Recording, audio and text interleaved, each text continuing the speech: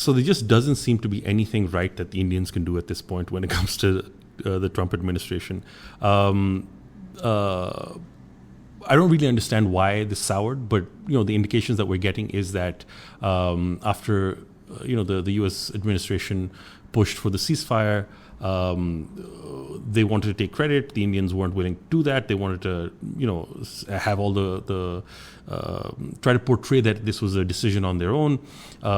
They basically got their ass handed to them by taking down their most advanced planes by the Pakistanis, and after that they wanted to save face, so they attacked Pakistani bases, this and that, and ultimately when the Trump administration did step in, put pressure on both countries, this issue was resolved to some extent.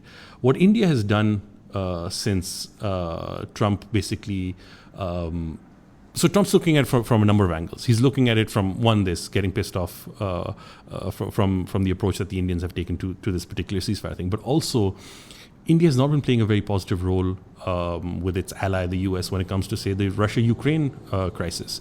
And it's been buying tons and tons of oil. In fact, has ramped up its procurement of Russian oil and then selling it onwards and making a buck off that, right?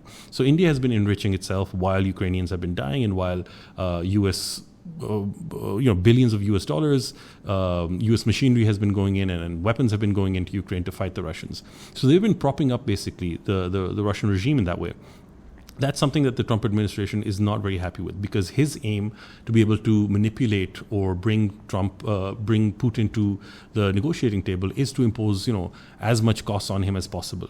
Now, one big leak is, the Indians buying the oil and then selling it onwards. That isn't working out. And as much pressure as he's been able to put on the Indians, which are strategic allies really of the US, they've not been budging, and they've been continuing and trying to have this independent foreign policy, as they call it, as Jay Shankar likes to put it, and that seems to be really irking Trump. Now what we're having is no holds bar. Gloves are off. Trump is calling India, a failed economy, a minnow. It's not something that they're really interested in working with, and has really, embraced Pakistan, and especially the field marshal, the good field marshal Asim Munir, in this regard. And Pakistanis don't know what they've done to deserve such good treatment, but they're very happy at the moment. This might be temporary, this love affair that Pakistan has with the Americans, but it seems to be being prolonged by the Indians, because what the Indians have done now is get closer with the Chinese, and this could be for a number of reasons. One, to show Trump, and the second reason is that it was really Chinese weaponry and Chinese, I would say, intelligence and surveillance that allowed Pakistan to get that edge over India and really take down its Rafales using Chinese weaponry, Chinese planes, and all of that. So that's another reason why the Indians want to be able to neutralize that particular benefit that Pakistan is getting. What we see here is China's winning. It's a win-win for China, right?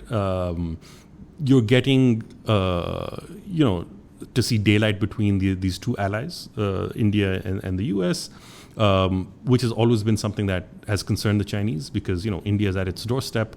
It hasn't had the best relation, and what it's getting also is that for the longest time, China and India, their boundary has been disputed somewhat, and there hasn't been delimitation. They haven't been able to do that, and India has given up something that it had for a very long time, held dear, and it's actually looking at giving up territory, or accepting basically the Chinese sovereignty over territory that would the Indians traditionally have had sovereignty over, or claimed sovereignty over. So this becomes a really interesting dynamic that is being created. Pakistan is taking full advantage. We're playing, well, at least we seem to be playing, the Trump administration and Trump himself in particular, in a very interesting way. It's good for the time being, but you don't want to be able, in this love affair, you don't want to go too far and, alienate the Chinese. That's something that we need to be very careful for, because ultimately it's the Chinese that have been our closest friends and our closest allies throughout. So another element is the cozying up between India and China. You had China reciprocating to some extent and accepting that it won't allow bully politics and bullying to take place globally, as a veiled reference to what Trump has been doing. And Wang Yi, the Chinese foreign minister, was in India. After that, he came to Pakistan, which was a nice balancing act, because China has viewed Pak, India and keeps them hyphenated in Pakistan's favor.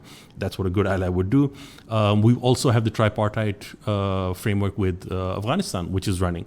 And we just had a recent meeting. Dar from Pakistan went, we had Wang Yi, and we had the Afghans there as well. And that, again, is another thing, because a lot of the problems in Pakistan that we're facing right now emanate from our western border with Afghanistan, especially the TTP issue. And a lot of violence that has been occurring over the past 2 years, has really occurred after the US withdrawal from Afghanistan, and this free hand almost that has been given to the TTP to operate in Pakistani territory. So it would be good if the Chinese and Pakistan were able to have this sort of leverage over the Afghan Taliban and have them rein in those TTP. Again, this is a balancing act, a really careful act that Pakistan has to play. I think from the Indian perspective, it's another very difficult balancing act that they have to play, because ultimately their strategic alliance is with the Americans in so many different spheres. And if there's any transfer of technology or if there's any real benefit that they see, I don't think it's with the Chinese, at least not in the long term. It is with the Americans, and so we have to see how long this animosity lasts and how much hay we can make while it lasts. The revolution will be live.